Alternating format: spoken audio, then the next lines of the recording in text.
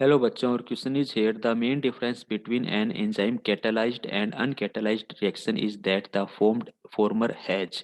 देखिए, farmer has का मतलब पूछा गया है एंजाइम का कैटालाइजेशन है, विदाउट एंजाइम कैटालाइजेशन कैसे होता है। देखिए, जब भी कोई रिएक्शन होती है तो सबस्ट्रेट को एक्टिवेट होने के लिए क्या चाहिए होता है, ये दो सबस्ट्रेट आपस में रिएक्ट जब करेंगे, जब ये एक्टिवेट होंगे, और एक्टिवेशन के लिए इनको क्या चाहिए होता है, मिनिमम अमाउंट ऑफ एनर्जी चाहिए होती है, और उस एनर्जी को हम क्या कहते हैं, एक्टिवेशन एनर्जी कहते हैं। क्या कहते हैं, एक्टिवेशन एनर्जी कहते हैं। ये कंसेप्ट अपने को याद रखना है।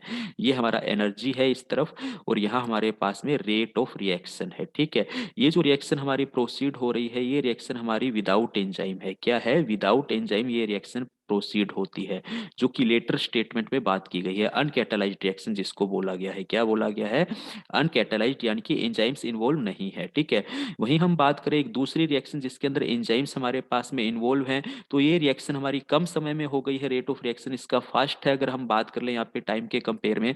और यहाँ पर हम देखेंगे एनर्जी हमारी क्या हो रही है, कम हो रही है। इसकी रेट ऑफ, इसकी जो हमारे पास में एक्टिवेशन एनर्जी है वो हमारे पास में, ये जो एक्टिवेशन एनर्जी है हमारे पास में, ये कैसी है, कम है।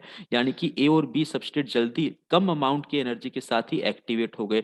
तो अल्टीमेटली ये जो रिएक्शन हुई है, ये एंजाइम्स की प्रेजेंस में हुई है। यहाँ पर एंजाइम्स प्रेजेंस है, इसको हमने कैटालाइज्ड रिएक्शंस बोला। तो कैटालाइज्ड रिएक्शंस के अंदर एक्टिवेशन एनर्जी हमारी लो हो जाती है। तो मोरल ऑफ द स्टोरी हम ये कह सकते हैं, ये जो एंजाइम्स होते हैं, ये किसी भी रिएक्शंस का रेट ऑफ रिएक्शन कैसे इंक्रीज करते हैं, बाय लोवरिंग द, सिंपल एक कंसेप्ट यहाँ पे समझाने की कोशिश की गई है, by lowering the activation energy. Activation energy को क्या करके, कम करके क्या कर देते हैं, रेट ऑफ रिएक्शन इंक्रीज कर देते हैं। तो इस पूरे रिएक्शंस के अंदर हम देख सकते हैं ये अमाउंट हमारा क्या हुआ है, रिड्यूस हुआ है। ठीक है, तो अल्टीमेटली हम यहाँ पे देखो फर्स्ट ऑप्शन ही बिल्कुल सही है, lower energy of the activation farmer, यानी कि एंजाइमेटिक रिएक्शंस के लिए।